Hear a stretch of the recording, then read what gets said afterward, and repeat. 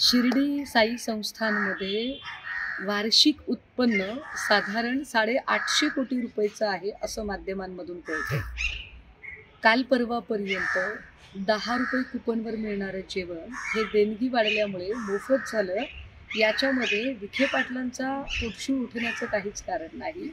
मात्र सुजय विखे जेव्हा सरसकट भिकारी असा शब्दप्रयोग करतात, तेव्हा ते फक्त साई भक्तांचाच अवमान करतात असं नाही, तर साईबाबांनी आयुष्यभराचं जे तत्त्वज्ञान जपलेलं आहे, त्याचा सुद्धा एका अर्थाने ते अव्यय करतात.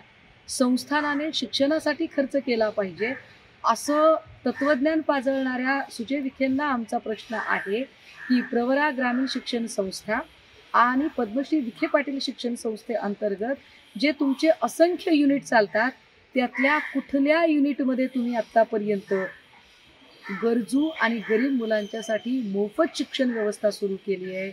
आधी स्वतः अंमलात आणा आणि मग इतरांना सांगा.